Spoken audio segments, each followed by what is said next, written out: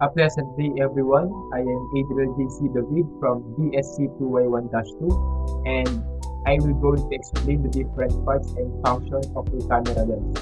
So, to have an in-depth explanation, let's go to the picture. Okay, so we have here the parts and functions of camera lens. So, mag-start tayo sa focusing ring. Ito siya. So, ang focusing ring, it moves the lens back and forth, which allows the photographer to create sharp image of the subject. So, dito nag-a-adjust yung ating photographer para magkaroon ng sharp at detailed na image yung subject natin. Next naman ay ang hood mount. So, ang hood mount, it is used to shade the front of your lens. So, ang purpose dito ay binablock niya at pine-prevent yung mga stray light o yung mga unwanted lights na gustong pumasok sa ating lens. Next naman, ito siya. So, ang tawag dito ay filter mounting thread. So, it serves as mechanism to attach various filters to the front of the lens. So, dito nilalagay yung mga filters para magkaroon siya ng effects katulad ng neutral density at polarizing filters. Next naman ay ang image stabilizer switch. Ito siya. So, ang image stabilizer switch, once turned on, it reduces shake, making it more stabilized during handling. So, kapag naka-on daw to, binabawasan niya yung pagiging shakiness ng camera kapag hinahawakan ito gamit yung mga kamay natin para maiwasan yung mga blurry images. Next naman ay ang lens mount index. So, ang lens mount index, it is a colored dot mark, usually red or white, that helps the user to align the lens correctly and will fit properly on the camera body.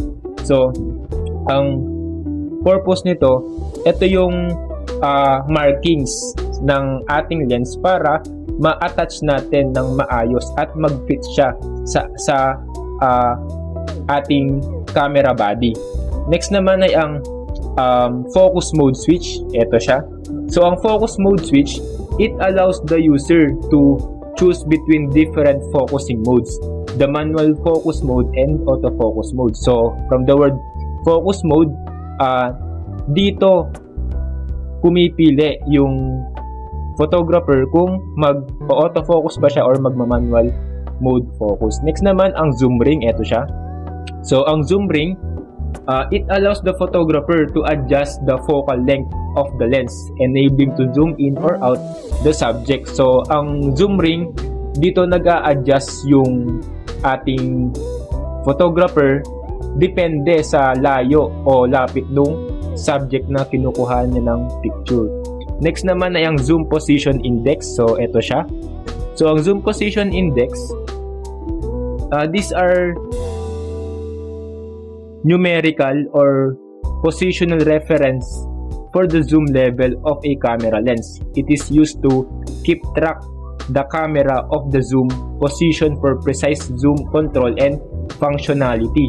So, ito yung mga numbers na ating makikita sa ating lens na nagbibigay sa atin ng guide sa ating zoom kung gaano ba kalapit or kalayo yung ginagawa nating zoom sa ating subject.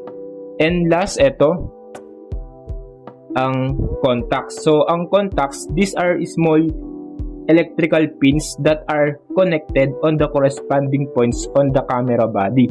It serves as communication between camera body and lens. It conveys automatic information that happens on the lens, such as autofocus control, aperture, and image stabilizer. So, yun daw contacts, ito yung mga electrical pins na nakalagay sa ating lens, at once na na-connect ito sa ating body camera, dahil yung body camera rin ay may mga contacts din. Kapag na-attach yon sa ating lens, kung ano yung ina-adjust natin sa ating lens, mare-receive yon ng ating camera at pop up yon doon sa ating LCD monitor.